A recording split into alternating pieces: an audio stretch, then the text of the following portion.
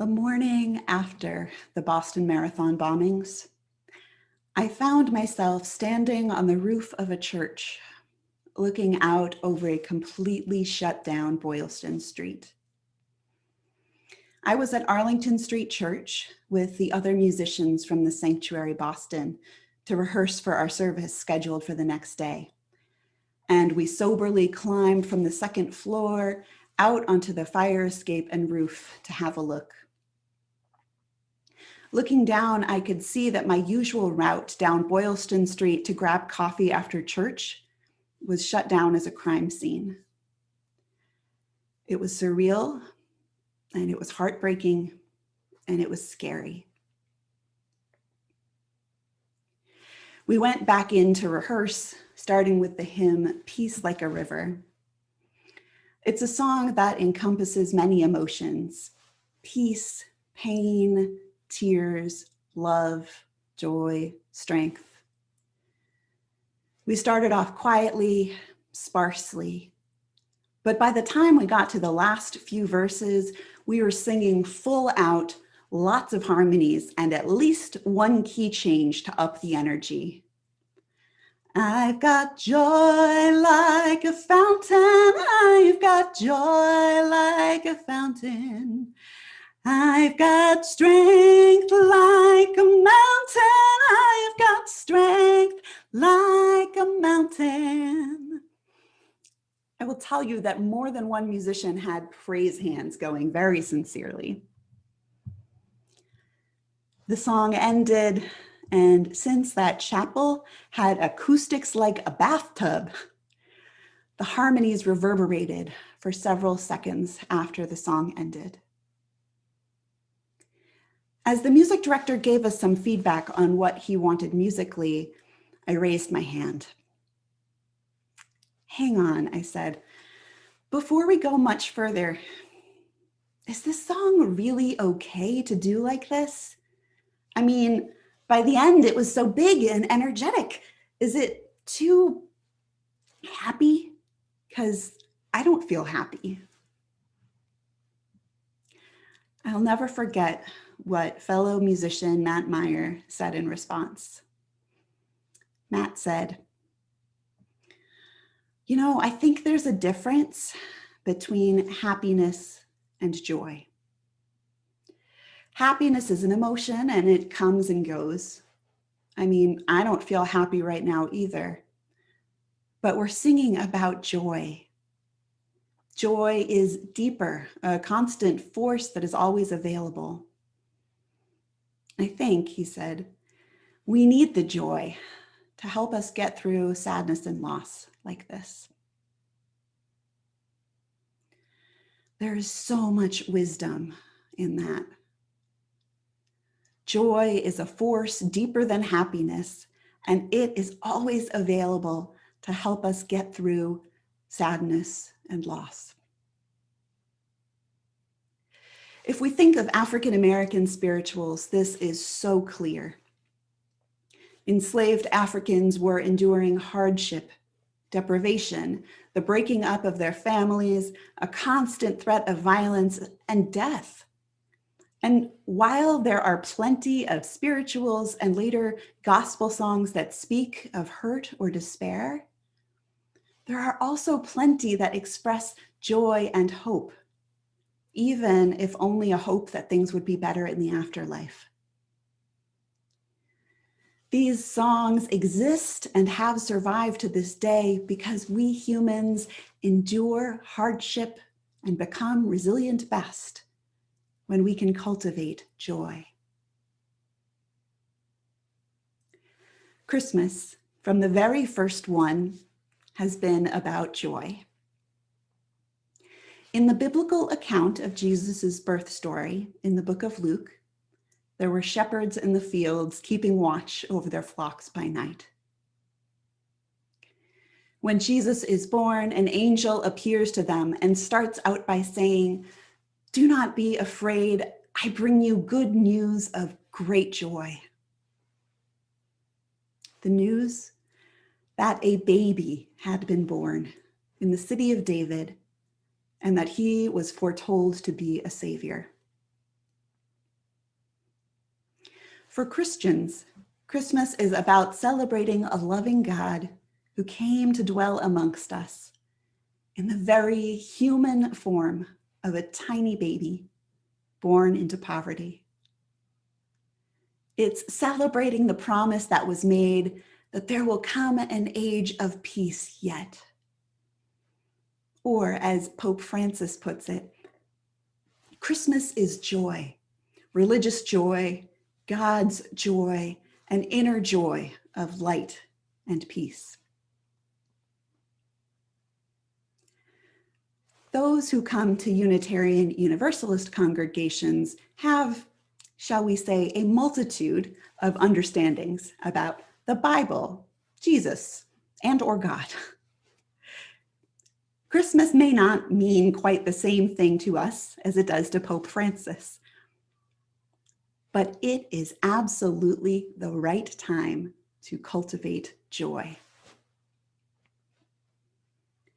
No doubt about it, this has been a hard year. And for many of us, this is an especially hard holiday season. We might not be feeling quite as holly jolly as some of the Christmas carols and seasonal pop songs would have us be. And that's okay. We can just let that be. We can also turn to Christmas carols that kind of speak to where we're at. Like, I propose, God Rest Ye Merry Gentlemen.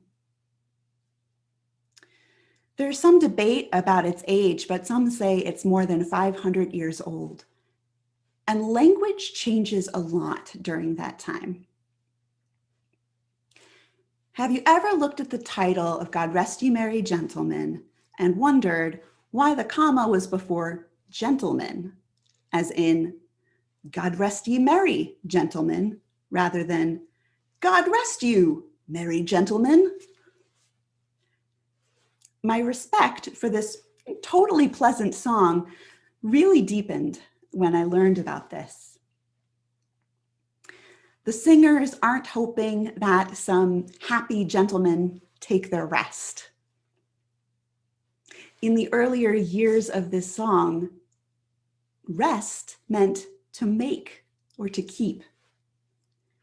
And merry didn't have as much to do with happiness as it did strength. Think Robin Hood and his merry men. So suddenly, this song is wishing that God might keep you strong, that you not get discouraged. It offers tidings of comfort and joy, which I extend to you. Cultivating joy has a lot to do with gratitude and appreciation. Finding the things in our lives that, despite everything else, we are genuinely thankful for. It has a lot to do with hope and a vision for a better future, a reminder of why we endure these hard times. And it has a lot to do with creating joy for others. On American writer Anne Lamont's 49th birthday, she woke up beyond depressed at the state of the world. It's all hopeless, she writes. I decided I would eat myself to death. However, after I had a second cup of coffee, I realized there was no food in the house, so I drove to the market. I flirted with everyone in the store, especially the old people, and I lightened up. When the checker finished ringing up my items, she looked at my receipt and cried, "Hey, you've won a ham!" I felt blindsided by the news. It was very disturbing. I do not like ham. What on earth was I going to do with 10 pounds of salty pink eraser? Wow, I said. The checker was so excited about giving it to me that I pretended I was too. How great! A bagger was dispatched to the back of the store to get my ham. I stood waiting anxiously. I wanted to get home. But for some reason, I waited. If God was giving me a ham, I'd be crazy not to receive it. Maybe it was the ham of God who takes away the sins of the world. With feigned cheer, I put it into my grocery cart and then walked to the car, trying to figure out who might need it. I thought about chucking it out the window near a field. I was so distracted that I crashed my cart smack into a slow-moving car in the parking lot. I started to apologize when I noticed that the car was a rusty wreck and that an old friend was at the wheel. We got sober together a long time ago and each had a son at about the same time. She rolled down her window. "Hey," I said, "how are you? It's my birthday." "Happy birthday," she said, and started crying. She looked drained and pinched, and after a moment, she pointed to the gas gauge of her car. "I don't have any money for gas. I've never asked for help from a friend since I got sober, but I'm asking you to help me." "I have money you can have," I said. No, I just need gas," she said. "I've never asked for a handout." "It's not a handout," I told her. "It's my birthday present." I thrust a bunch of money into her hand, all the money that I had. Then I reached into my shopping cart and held out the ham to her like a clown doffing flowers. "Hey," I said, "do you and your kids like ham?" "We love it," she said. "We love it for every meal." She put it in the seat beside her, firmly, lovingly, as if she were about to strap it in. And she cried some more. We can imagine that Anne Lamont went back feeling a whole lot better than she did when she left home. And we know she did not, in fact, eat herself to death because she has since published several very good books. We can cultivate joy by creating it for others. And so I invite us to share, to put in the chat now.